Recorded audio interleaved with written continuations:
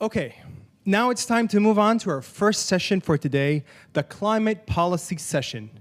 Please welcome Gila GAMLIEL, Israel's Minister of Environmental Protection. Minister GAMLIEL, over to you.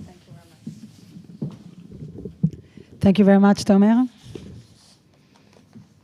Head of European Delegation to Israel, Ambassador Emmanuel Joffre, thank you for your partnership. Israel and the EU are already carrying out many joint environmental projects, and I know that together we can take our cooperation to the next level for the benefit of the citizens of Israel, the citizens of Europe, and for all the people of the region. Mr. Chemi Peres, Chairman of the Peres Center for Peace and Innovation, I look forward to continuing to work together to promote Shimon Peres' legacy of innovation and cooperation between Israel and its neighbors. Distinguished guests and participants in Tel Aviv, Jerusalem, Brussels, and around the world. I'm very pleased to be here at the Climate Policy Forum on Innovation and Green Technologies for the European Green Deal. Our gathering here today, despite the difficult circumstances, reflects the deep partnership between Israel and the EU on this critical issue. The coronavirus pandemic not only threatens our lives and livelihood, it challenges our very way of life. However, this challenge also presents an exceptional opportunity.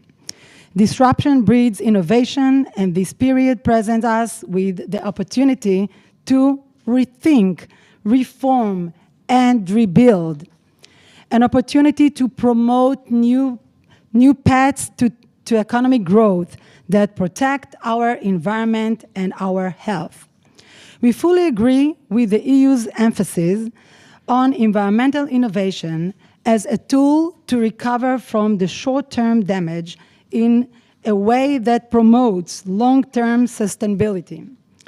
Investing in green technology, green jobs, and green reforms in agriculture, industry, and urban planning can and should be the engine of our recovery.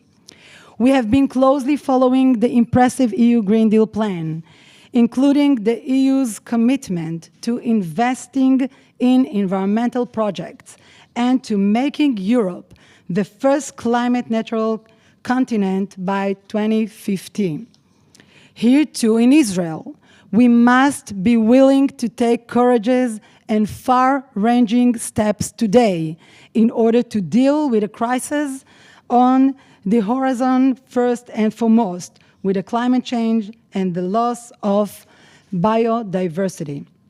That is why the Ministry of Environmental Protection has put forward a plan to recover from the coronavirus crisis through environmental investment that will lead to a decrease in greenhouse emissions and pollution, and an increase in investment in our ecosystems.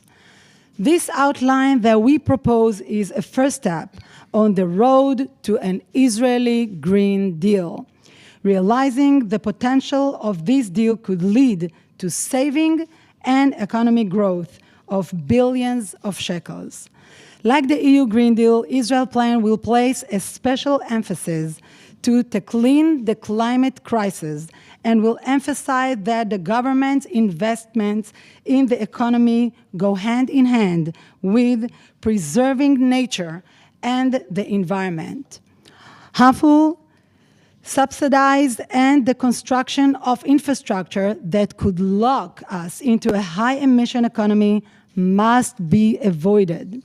Instead, we must promote solar energy, renewable energy storage capacity, energy efficiency in industry and local authorities, and green building. Moreover, Israel must seize that historic opportunity by promoting investment in the clean tech industry for the development of groundbreaking environmental and energy innovation. Israel's startup can lead the way to a green global restart. Israel has had many success in coping with resource scarcity and climate challenges. In arid and semi-arid environments, our experience can assist adaptation efforts in other countries, including those taking the first serious steps to deal with climate change. Circular economy and resource management in another area in which we envision a major shift. We aim at promoting resource efficiency, strengthening the recycling industry, and implementing advanced waste treatment. This is an area in which the EU excels.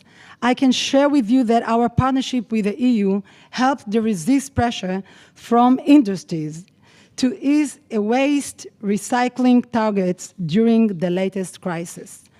We must also enhance protection of open spaces and biodiversity. As someone who deeply loves this land, and I'm committed to ensuring that my two daughters and their children and their grandchildren can enjoy its natural beauty for generations.